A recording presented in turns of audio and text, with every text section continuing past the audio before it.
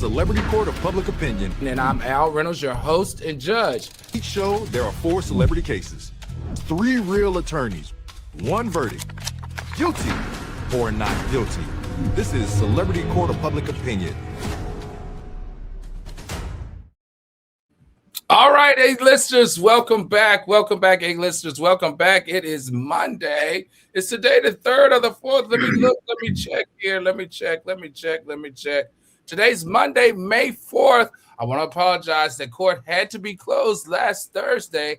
I was traveling. I went to the Sherry Shepherd show, the last show of the show, I guess. It's not even the season. This is her 4th season. It's not coming back. I ended up going to the show, and after the show, they did a surprise party for her, which ran into me getting back in time to do the show. So I apologize, but don't worry. We're going to make it up tonight. We're going to cover all the cases that we were going to cover on Thursday right here tonight. So tonight, we have 4 cases. We have 4 public messes, if that's what you don't want to call them cases. And we have 1 question that's hanging over every headline, and that is, when does celebrity chaos become a real court issue? Now, first up, we have Tory Lanez is suing California's prison system for a whopping $100 million after a stabbing that he was involved in. Meaning this isn't a rap headline. This is a state liability headline. And after that, we're going to talk about Chris Brown.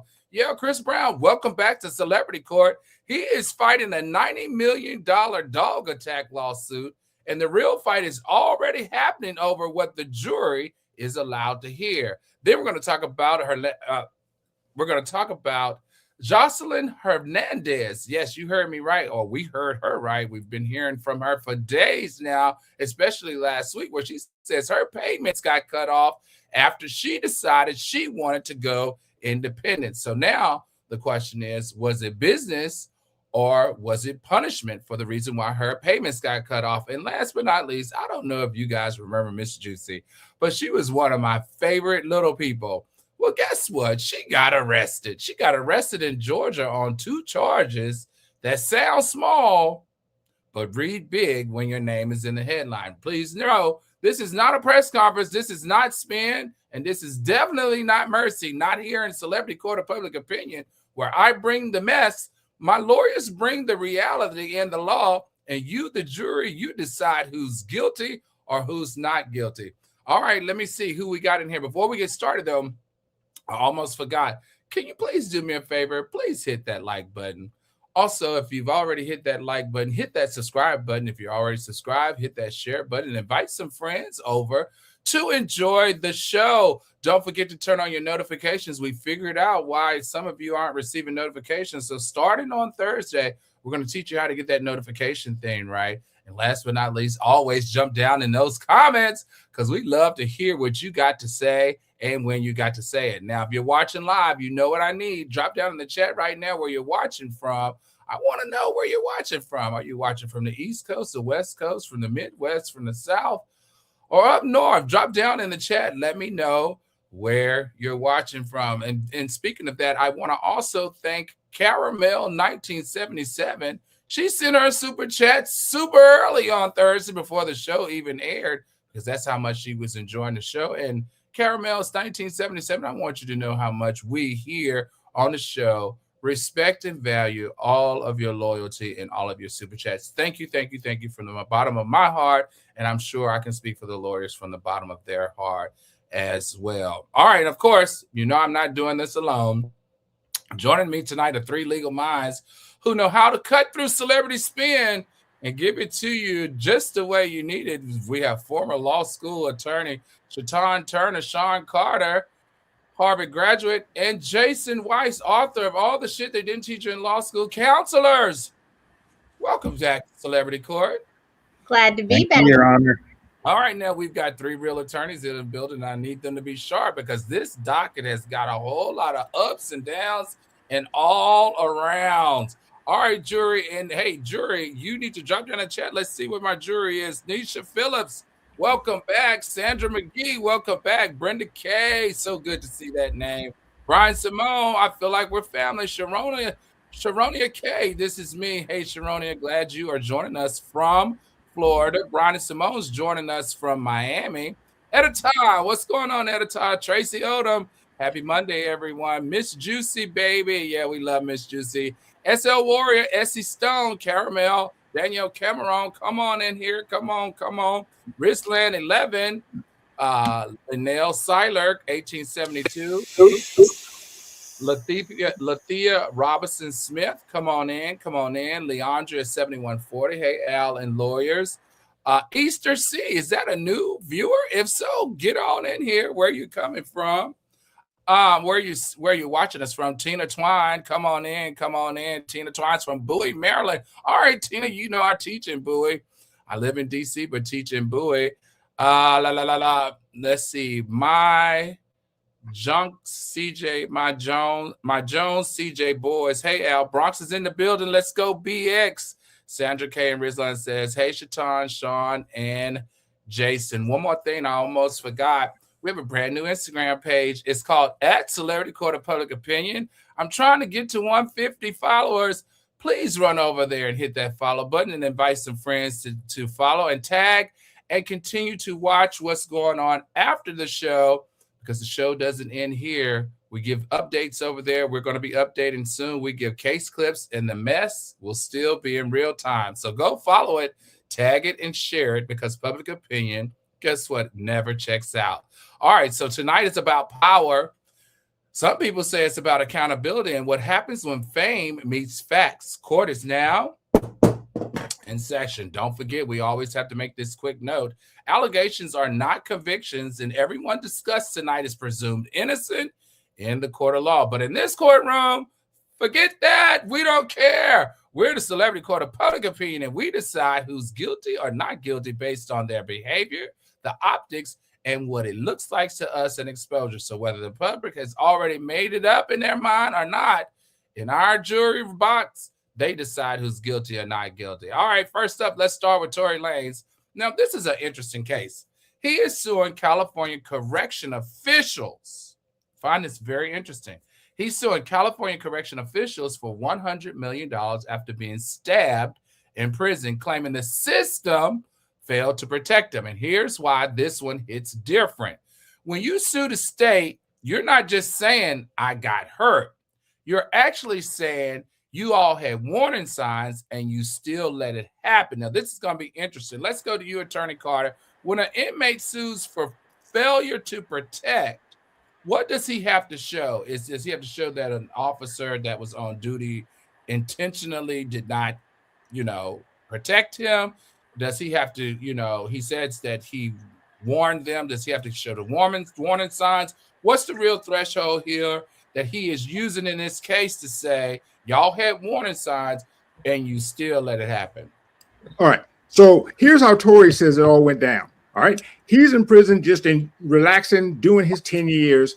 And then they bring in this guy named Cassio. Now, Cassio is a convicted murderer and has a record of prison violence. And Tory's like, y'all done put this guy in a cell next to me. And he's a killer. And I'm only 3 feet tall. All right. Darn well, you should put me in baby jail, put me in juvenile. I can't fight off this dude. And so sure enough, one morning the guy wakes up and there's a bounty out on Tory, unfortunately for Tory, and he goes to stab him with a dozen times, punctures both his lungs, puts him in the hospital on a ventilator, has a bunch of facial scarring, and Tory says, okay, y'all owe me money. All right, I'm suing. And by the way, he sued everybody. All right, California prisons, the warden, the correctional officers, the lady who brings over the honey buns, everybody. Okay, and he says, look, the standard. Here's the problem, though. The legal standard is deliberate indifference. And what this means is that y'all knew that this was going to go down, and you still didn't stop it, and you knew, not suspected. But basically the equivalent would be you put a mouse in the cage with a snake, a cat, and so but if it doesn't come to that, and here's what California is going to argue, it's prison. Everybody in here is stabbing everybody at some point, all right? And so we can't possibly, unless we're going to put you in kitty jail, everybody will get stabbed at some point. It's prison, and we don't really have a way to stop that. And I they're don't going to know. be referring to This one, Attorney Carter feels a little bit different now. As big as that jail is, for that criminal to all of a sudden end up in the jail cell right beside him, and within a few days stabs the heck out. He's got tons of other inmates to stab the heck out of. To stab the heck out of Tory Lanez sounds a little bit of a setup to me. So let's go to you, Jason. How do you even build evidence inside of a prison that they are intentionally doing this type of thing? Do they need classified records? Do they need conversations, camera footage? What do they need to prove his point, which was it was intentional and they were negligent at best? Camera footage would help, but I guarantee that there was some sort of electronic glitch at the time. Recorded conversations, I have a feeling the microphone wasn't working.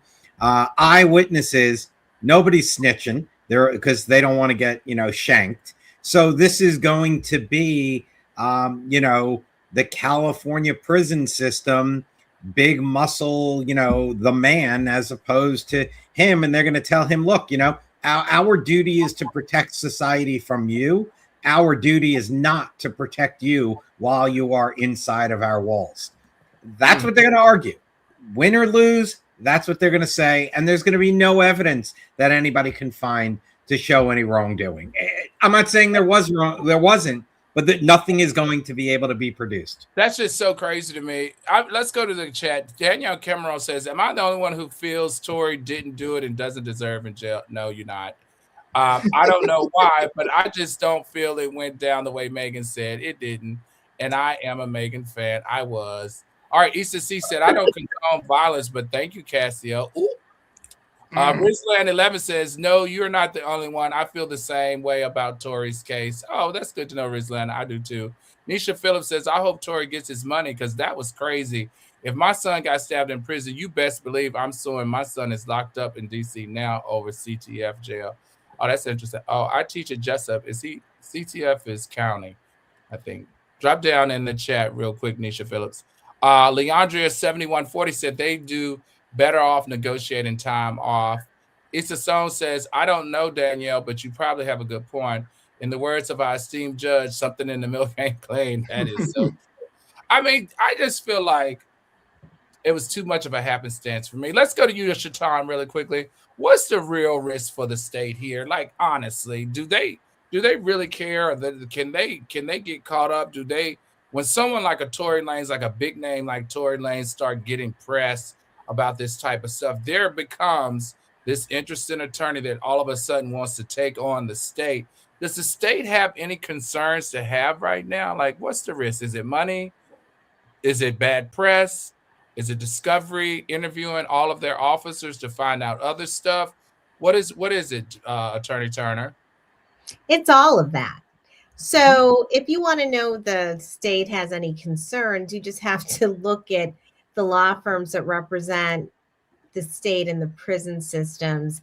And there's some firms that, they pay for their whole year, all their light bills, all their everything by representing prisons. Like, it's a fertile ground for litigation. One, in this case, Mr. Lanez actually legitimately has an injury. And it occurred while he was in prison. So that at least makes it more, credible and noteworthy. But a lot of these are just prisoners suing because their food wasn't hot, their food was too cold, their bed was too hard, they stubbed their toe. So prisons defending themselves against claims by prisoners is not uncommon. That said, I like Attorney Carter's argument that, hey, this is prison and it's tough. There was a movie that Kevin Hart did with Will Ferrell some time ago, and it was called Get Hard. And the whole premise of Get Hard was Kevin Hart had to train Will Ferrell about what to do to not get shanked in the yard, because apparently when you go to prison, you get shanked in the yard. And so that's what happened to Mr. Lanez. And so if they're making movies about it, right, then his lawyers are going to say it was foreseeable that he was going to be a victim of crime while he was in the jail. And as a result, you should pay him. I don't think he's going to get paid, but that would be an argument that would be fun to make because there's no shortage of inmates getting shanked in the middle of the yard.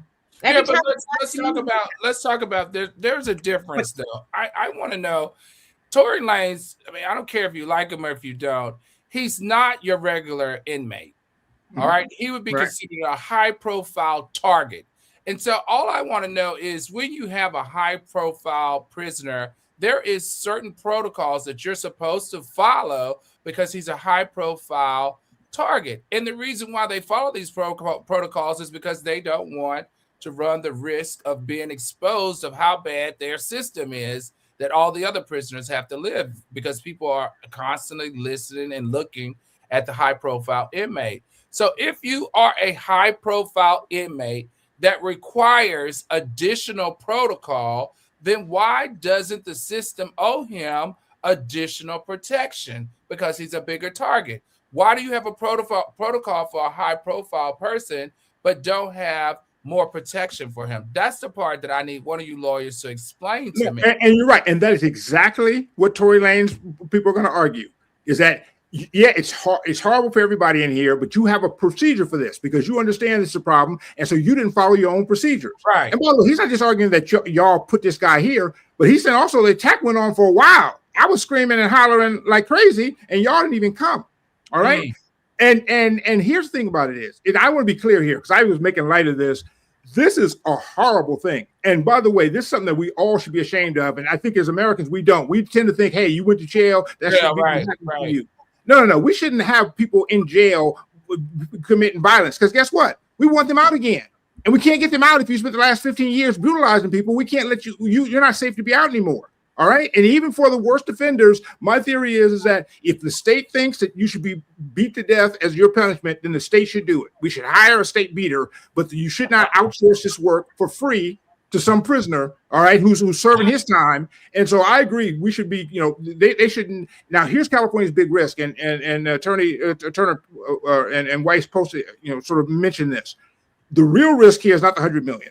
$100 million in California isn't anything. It's the fact that in discovery we might find out that they don't protect anybody. Right. And now we got everybody who's been killed in California prisons, which sadly is somebody almost every day. All right, being able to bring this lawsuit, and they're looking at some, maybe warden go to jail. I mean, they're looking at some serious consequences, assuming that it gets that far. They might pay them some money and be done with it. But what would you recommend? Each one of them having their own. Other attorneys, let me ask you this: if you were the warden, you just had. It was one of the biggest cases of all of 2025. Didn't this happen in 2025? One of the biggest cases followed for months. Why would you expose your leadership as the warden to this, B, your prison system to this type of stuff? Because everything that happens to Tory in prison is going to get front page. So you already know you got a janked up system. So what are you doing by putting this plant? Or even if you didn't know he was a plant, you knew who that prisoner was. You knew that prisoner's past rap sheet and his past rap sheet at other prisons. So why would you put him beside your largest prize inmate? That don't make no sense to me. Well, I don't know if it's his largest prize, first of all. I mean, Tory Lanez, his case did have some notoriety. Yeah, but who else are we talking about that's in that jail that you know? I mean, I don't know who else is in the California prison, but I know this, is that the level of incarceration that Tory is in, that Mr. Lanez is in, is a function of the crime that he was convicted of. So he's not going to get kiddie jail or some lesser type of prison because he's in there for shooting somebody, right? So the notion that somehow it's impermissible that they would put him next to somebody who is a murderer, that doesn't really fly based on the level of incarceration he's in. That's not what I'm talking about. That's not what I'm talking about. Counselor, that's not what I'm talking about. As a warden, I work in the prison system. All right. As a warden, you don't put your dirtiest criminal next to your biggest PR nightmare. Well, and the thing is, you just don't do it. You But don't do where else? Who else was he going to put there? It's a maximum security prison. There's nothing but violent offenders in there. You move the people around to protect your prison system. You protect the culture of the prison too, because when you have who are you going to put him next now to? you're giving preferential treatment. Now Yeah. you're giving preferential treatment to somebody no, who's you're not. happens to be. No, you're not. First of all, y'all don't work in the prisons, so calm down. I did. Right. I worked there in the prison. You know, it's just like a chart. It's just like when you were in elementary school and you had a seating chart. The prison system works very similar to that just as well. They know that they're in the business of locking up criminals. They put more dangerous people on one side, less dangerous people on the other side. They do not mix people that are on their way out with people that just got in. They do not mix people trying to get out with people that do bad crimes all the time. Right. It's like a system that they have in the prisons.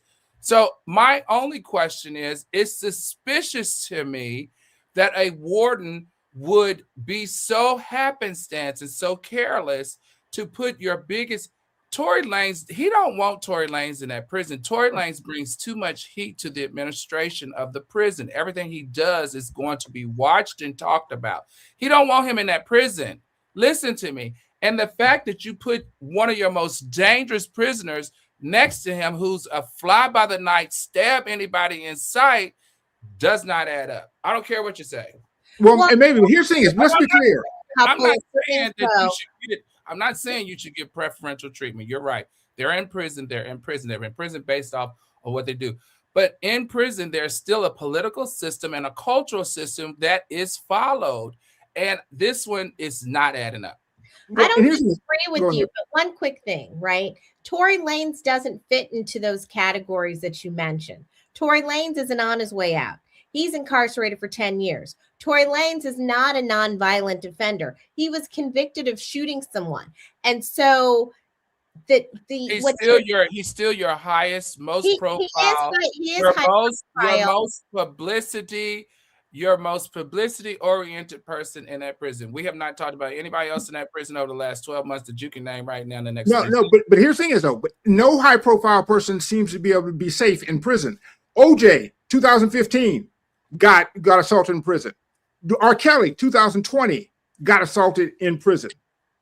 You know, they got assaulted, but they got assaulted, but they didn't get stabbed close to 15 times by the number one stabber in the prison. He's not the number one stabber. Trust me, there's nothing but stabbers in that prison. So what I'm saying is that, you know, I get if he was the guy, there's nothing but it's California, you know, maximum security prison.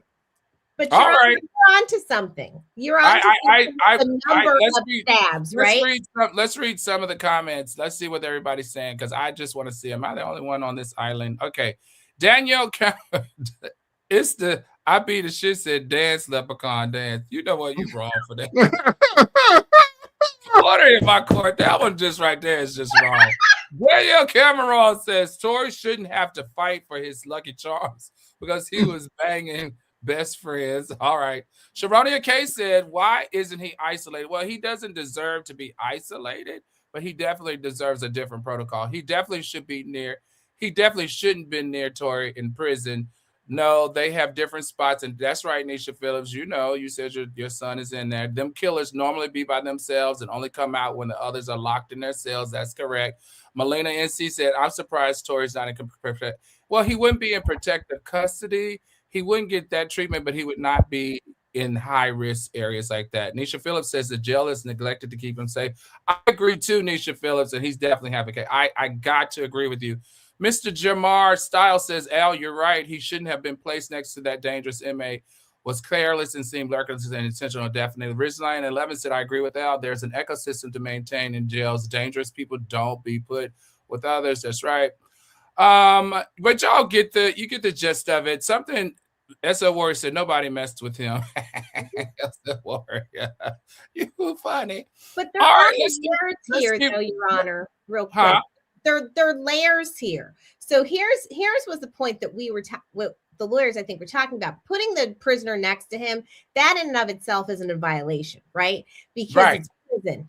The crime itself, now that does deserve to be investigated, because not only was he assaulted, he got stabbed 15 times. And so the fact that that occurred and nobody was watching, I think is the most interesting part about this. How did it get so egregious? Right. I listen, I understand what you're saying to me, but when you work in a prison system, it's almost like, Shaitan, if you were a teacher, where do you usually sit the problem child? In the back of the room or in the front of the room?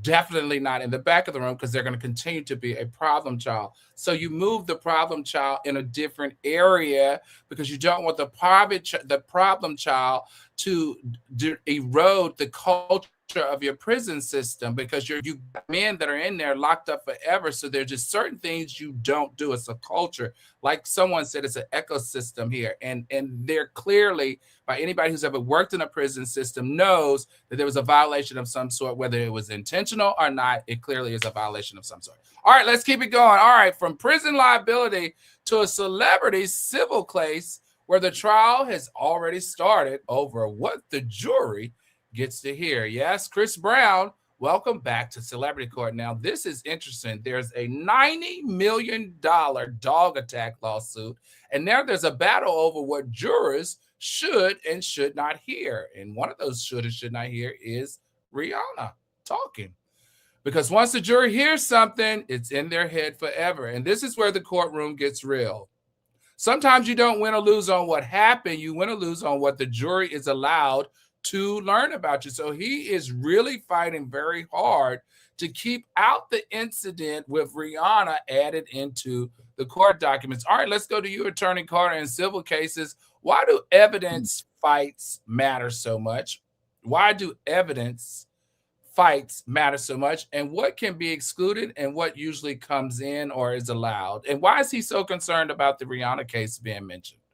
Well, absolutely. And just so we're clear, this is a situation where he has a housekeeper at his Tarzana mansion. And unfortunately, one day she goes into the backyard. He said, I told you never go in the backyard. She was in the backyard, and the dog, basically, as we see in the pictures here, almost ate the whole woman. All right. At the end of this attack, the woman is laying on the ground, bloodied. Chris Brown comes out and he said, hey, I told you not to go outside. He gets on the phone and starts calling people. First person he calls was his lawyer. And his lawyer says, believe it or not, Chris, you got to get out of there. All right. You got enough trouble. Just get on out of there. So Chris leaves, has his people take the dogs and take them away somewhere. And then they call 911. The ambulance comes and they, and help the woman up. The woman has these horrific injuries, all right, to everywhere. Not only does she sue, her sister, who worked in the house, says, I had to watch my baby sister get eaten by the dog. I'm suing. Her husband says, hey, I've lost consortium. And we've talked about this before. Basically, he says, we're not being able to get it on so much anymore. I don't know if that's because she, her half her face is eaten or whatever it is, but he says, hey, I'm not getting mine. We all need to get our $90 million. All right. And so that's what they're suing for, the $90 million. Now, the thing is that they're saying, hey, you were, not only did you let this dog eat me, but you were callous about it, because I don't have a $90 million face, right? I was just a housekeeper, but we want punitives because you just sat there and let me bleed out. And so what they're saying is, we know you don't act right. We know you don't mind if a woman's bleeding out because you bit Rihanna in the car. Dang. And he's saying, wait a minute. This is a totally different situation. All right. This is not relevant evidence because you're not accusing me of biting you. The dog bit you. All right. And so this is just prejudicial, right? It's more prejudicial than probative. It's going to just give people a bad name. Remember the Rihanna thing. And so therefore we shouldn't have it in. And the judge has to decide whether this evidence is relevant to this case at all, whether the fact that he beat up a woman 20 years ago is relevant to the dog bite case. Probably not. Okay, Jason, does that mean that when a plaintiff tries to bring up prior conduct, does that mean that he's trying to prove that he has negligent behavior or his credibility should be questioned? Well, it's definitely going to talk about the credibility being questioned. It's saying that, look, you did something bad in the past, so you can't be a good person. You had a problem in the past. That's going to get drawn in. Now, look, if he knew these dogs had attacked, if he knew they had a propensity for violence, if he knew that it was there, that should absolutely 100% come in. It would show that the dogs did it. He had knowledge. He knew it. But if this is the first time the dogs ever showed any aggression, then none of that other information should be brought in. So what they're trying to do is just muddy the waters, have it be so that this is not a $90 million case. I mean, look, if it wasn't Chris Brown, A, we wouldn't be covering this. B, it wouldn't be a 90 million, it would probably be a $900,000 case. It's just because a celebrity is the person who is involved that wants all of us to watch, all of us to care, all of us to listen, and that's what makes it juicy and expensive. I mean, I understand that makes it juicy and expensive, but Shatara, let me ask you this. How do we know she was told, beside what Chris said, how do we know that she was told not to go in the backyard, and not just not to go in the backyard, but my dogs are very dangerous, do not go in the backyard? Because I can't imagine that a housekeeper would intentionally go in the backyard, show the pictures, bailiff, to get mauled by, can you show the pictures, to get chewed up? You can't tell me that the woman was like, oh, I'm gonna go make some money now. Let me walk in the backyard. Chris told me not to go. But Attorney Carter would do it. Why didn't she? Right? If you said to him 90 million, go in the backyard, he'd do it. Right? He would do less for a slip. So John, is there what would she have had to been told to release her of assuming the risk by going in the backyard if she wasn't told or was told? Did you ever watch The Incredible Hulk when you were a kid? Yes. That whole show, the premise was about people who were told if they messed with the guy that he would turn green and big and he would be angry and beat them up. What did he say? You won't like me when I'm angry. And yet still people did it, right? I don't know why she was back there messing with the dogs. What I suspect is she was trying to do a good job as a cleaner, right? And what she did was something foolish, right? She did something that allowed the dogs to get out. If she had thought she was going to get bit up like that, would she have done it? Hell no, because you know what dogs are? They're uncontrollable. So she could have died, right? It's not like we haven't heard about dogs killing people. So no, I don't think that she did it for money. But the question becomes, were they properly secured, knowing that there were going to be people working in the household? That's what Chris's problem is going to be here. Not so much that she was fooling around and she did it intentionally, but that he had potentially lethal animals in the house. And so I agree with Attorney Weiss. It's fair game whether or not these dogs had previously bit anybody before. It's fair game whether or not he was into dog fighting and they were like trained killers. It's fair game, all of those things involving the dogs and his history with dogs, or if he had done it with other dogs and he had laughed at somebody else who had bit someone. But Rihanna, not so much. Okay, hold on. Okay, I understand that, but let's go back. I can't get, if I was a jury member, I can't get out of my head, you saw me get attacked in the backyard by your dogs, and you didn't do anything but call your lawyer, and the lawyer tells you to get out of there. So you get out of there, you also get your friends to take the dogs to go get somewhere else so they don't get euthanized because of the attack. So you basically are running and hiding from the law over something that you saw happening. That's going to be her lawyer's argument exactly. And let's be clear, in California, because I think the lawyers are absolutely right in any other state but California. California has strict liability. If your dog bites somebody, it don't matter if it's a poodle, if it doesn't have any teeth, all right? You are strictly liable in California for your dog biting somebody. So it doesn't matter what he told her.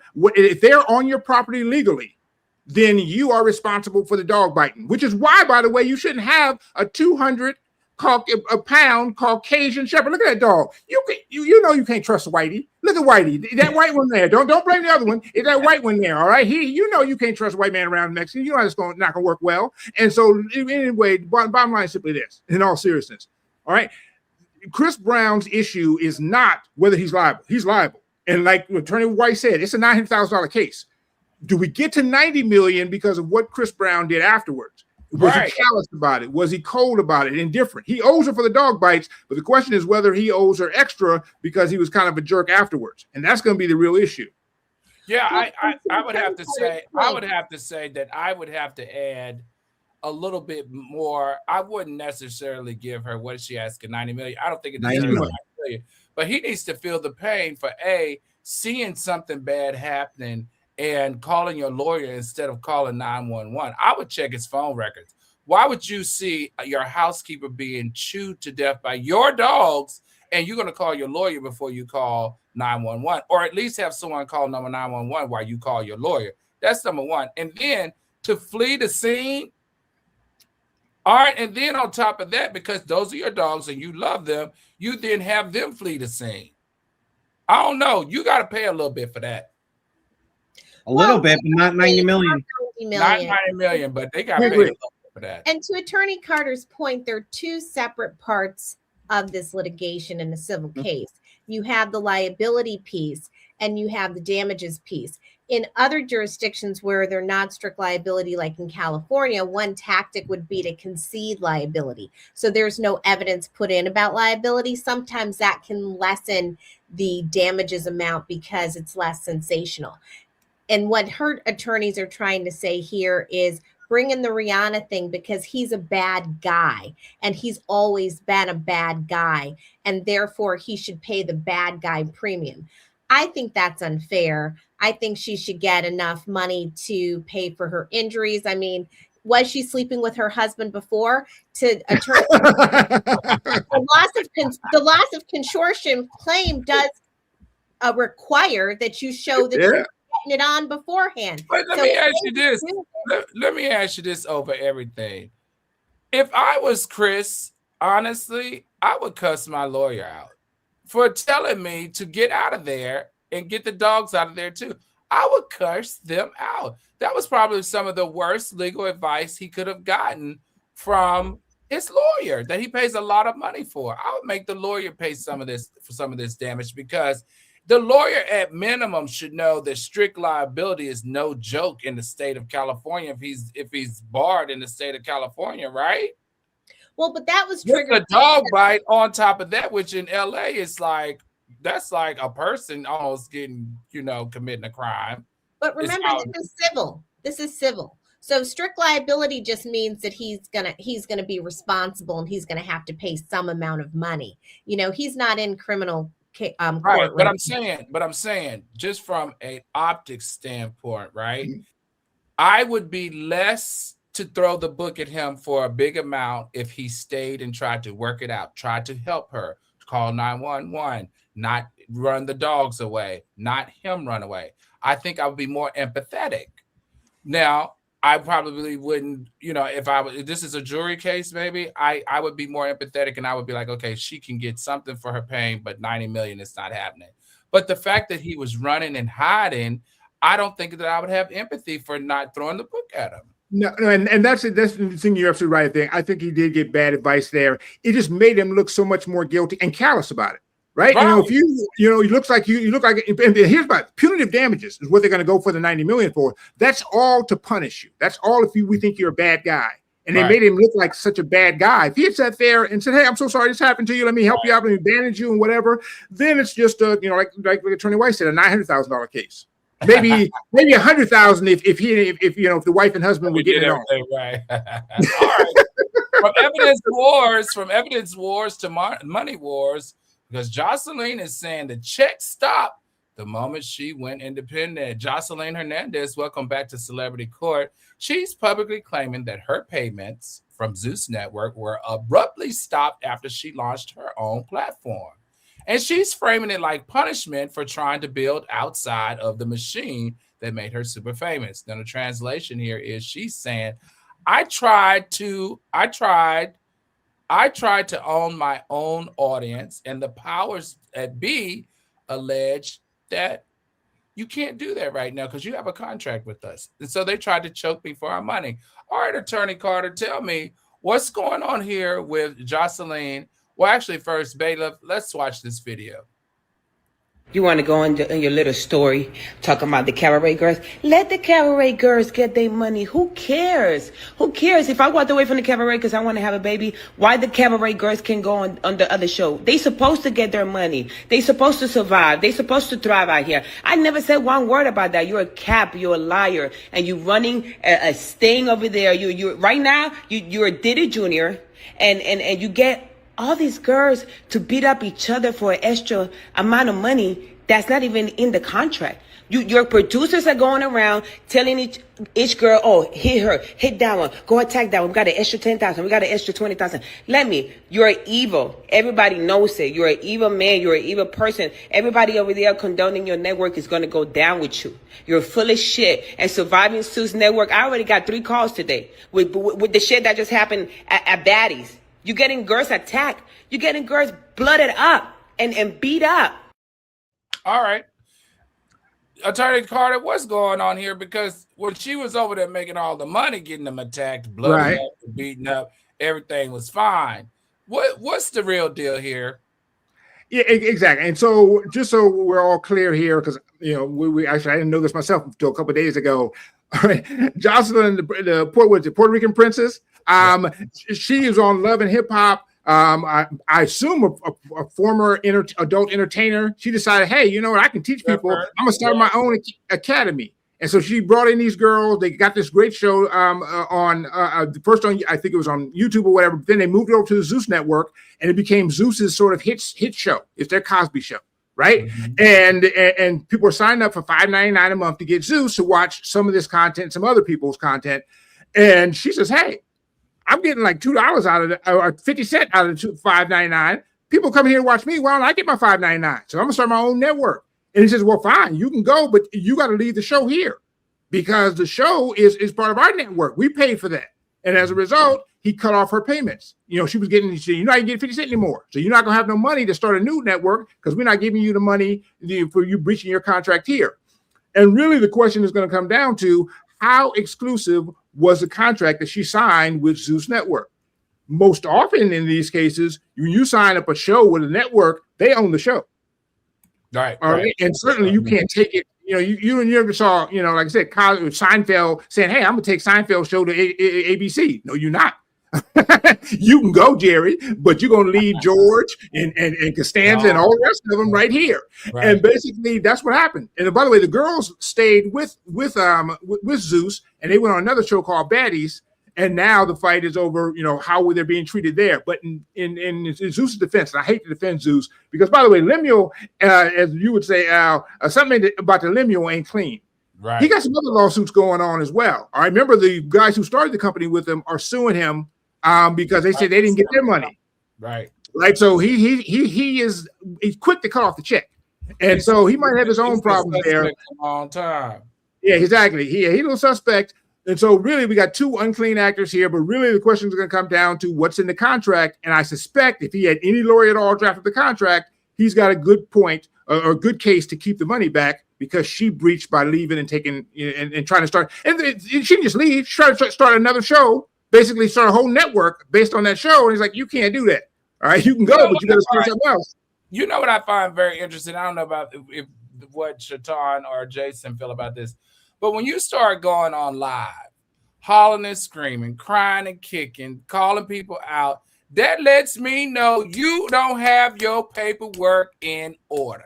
You did something that you know good and well you didn't know what the hell you were doing, and now you're bringing it to the public opinion court, hollering and screaming about how bad he was, what he did, because you got caught out there. You thought you could do this. You thought he was going to let you out. But then he said, clank, clank.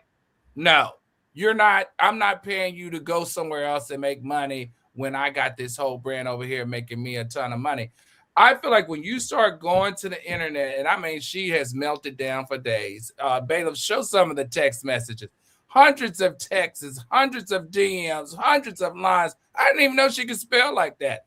And it lets you know, like I always say, something in the milk ain't clean. Because if you knew before you were leaving a network that you could you would just sit back and be like, I'm about to get my money back because the contract said I could leave and that I could have my own thing. Either she didn't read it or she all of a sudden wasn't as smart as she was when she went into it. What is it, Attorney Turner? What do you think? When the law isn't on your side, absolutely try your case in the court of public opinion. That is the message for the A-listers. Right. Cry big crocodile tears, go online and try to make whoever you're dealing with look like an incredibly mean bully, and bring out all of these sensational facts that have nothing to do with the paperwork. I'm with you, Your Honor. If the contract was solid and she knew she had the rights, she wouldn't be going through all these histrionics. It's not like she's going for an Oscar. She's a reality TV star. She doesn't need to do all of this in order to, get her bag on reality TV. She's got a problem. She knows she's got a problem. She probably got legal advice, and they said the law wasn't on her side. And they were like, well, if your back's up against a wall, go online and start making them look bad, and maybe they'll settle with you. Attorney Weiss, you've done these type of deals before. What are your thoughts? There was definitely a non-compete. There was definitely a non-disparagement. There was definitely a non-solicitation, and she has breached all three of those. Right. And I don't understand why she would think that she could go do her own thing and continue to be paid by Zeus. If that's competition, that's it. You're under a contract. You're there, and it probably says not only could you not just leave, do it while you're with me, but she probably had to wait 2 years or at least a year before she did it. So someone didn't look at her contract when she signed it. Someone didn't look at her contract now, and then someone did speak to an attorney, and the attorney listened to what Attorney Turner just said, and it's, well, we don't have a good case in the courtroom, so let's make the case in public opinion and see what we can get.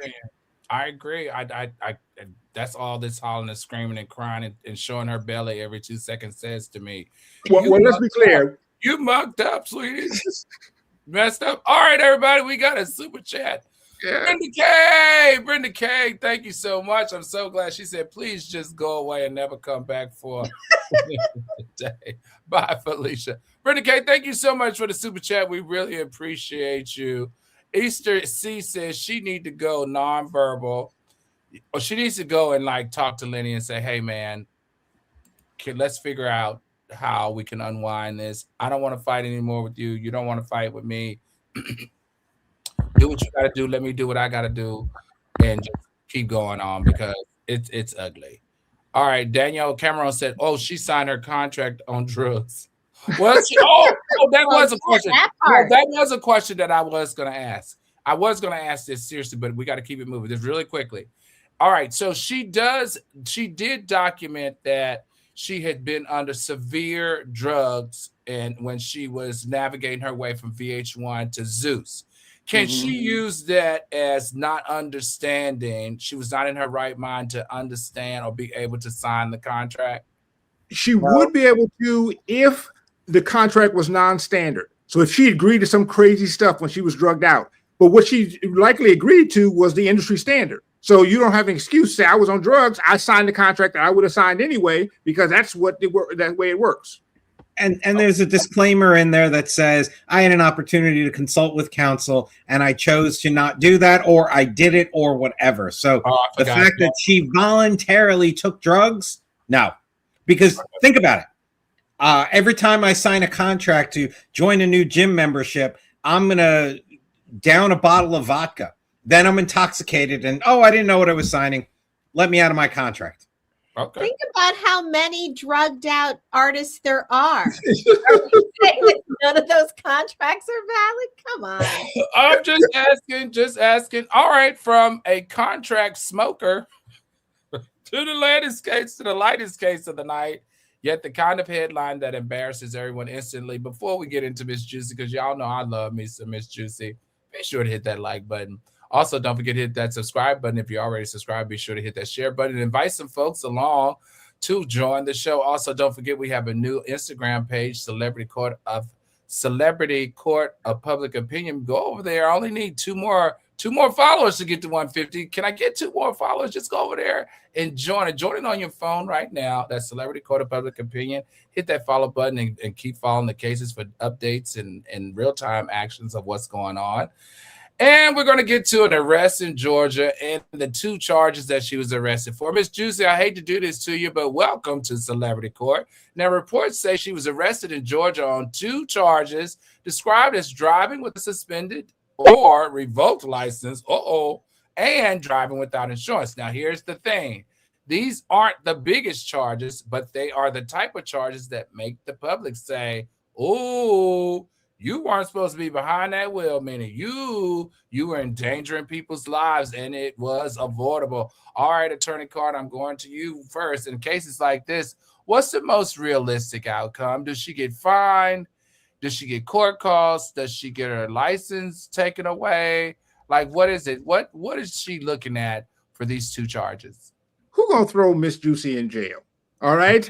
You're right. She had a valid no license and no insurance, which is really bad. All right. But here's the thing about it is that in addition to that, we also have a situation. Remember, 2022, she had a stroke.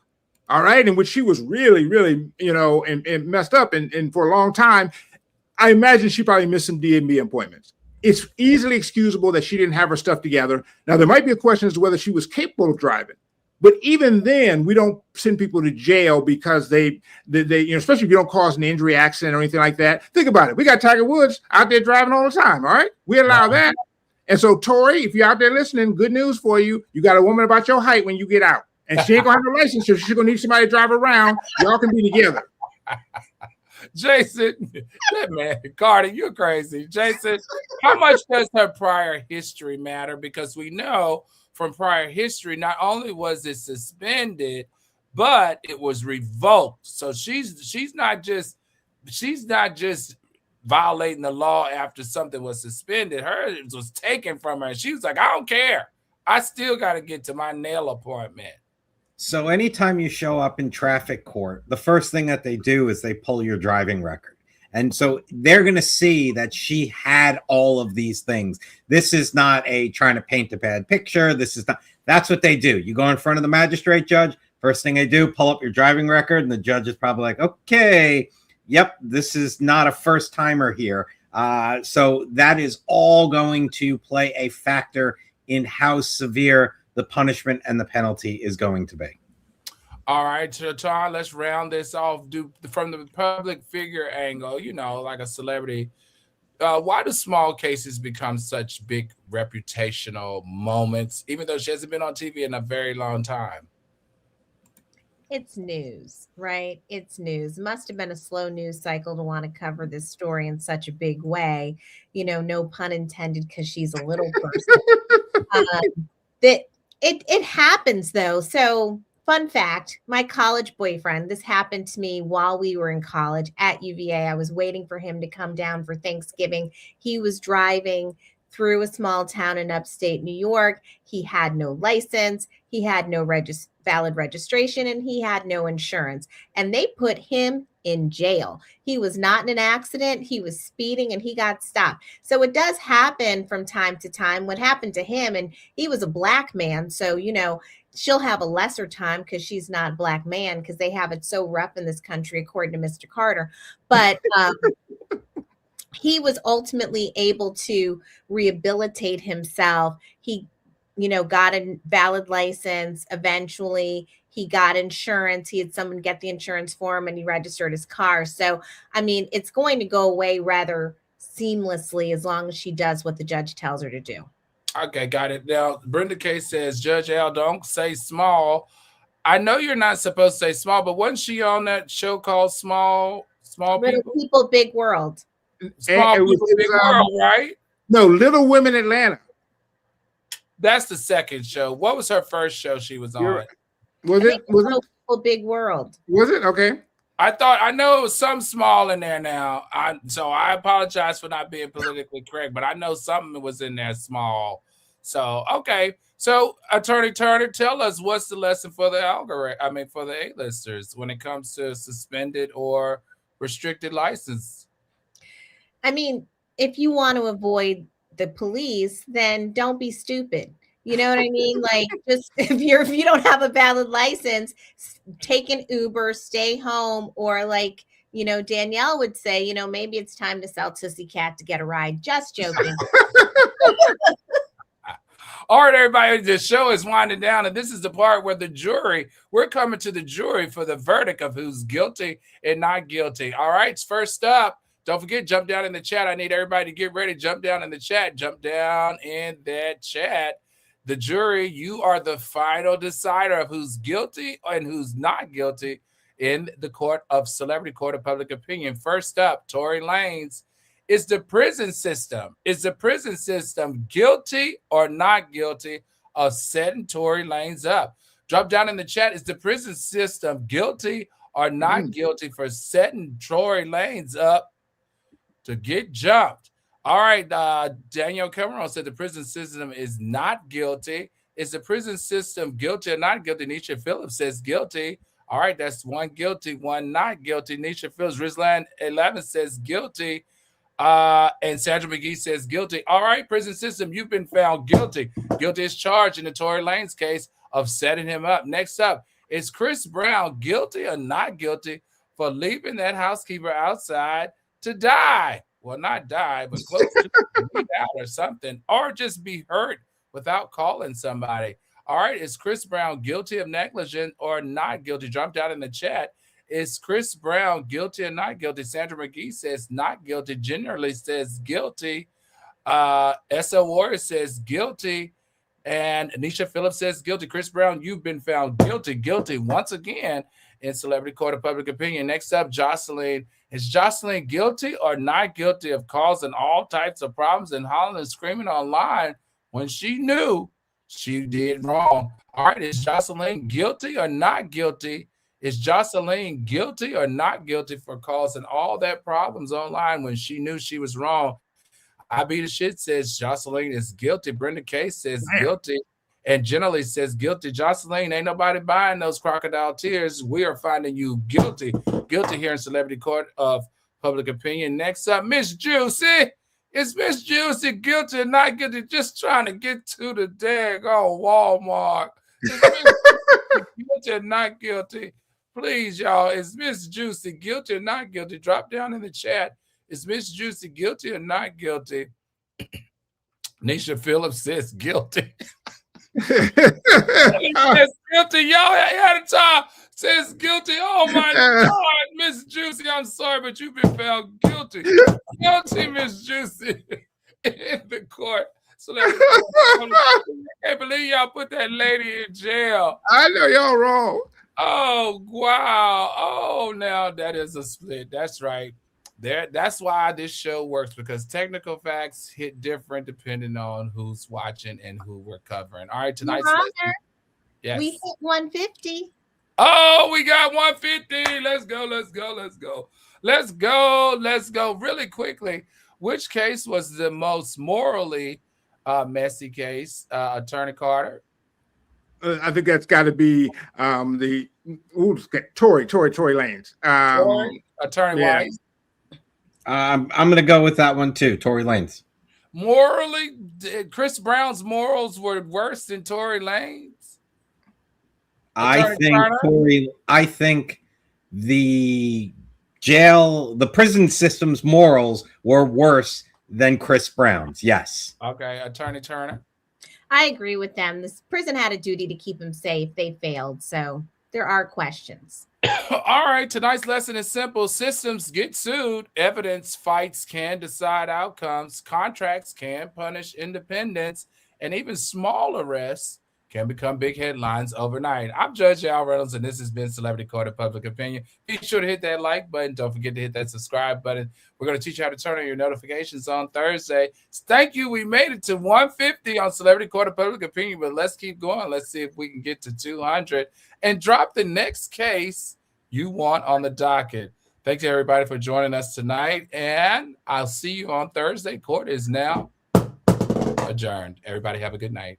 And may the fourth be with you. Oh, I knew somebody was going to do that. I had to. Star Wars geek right here. Sorry.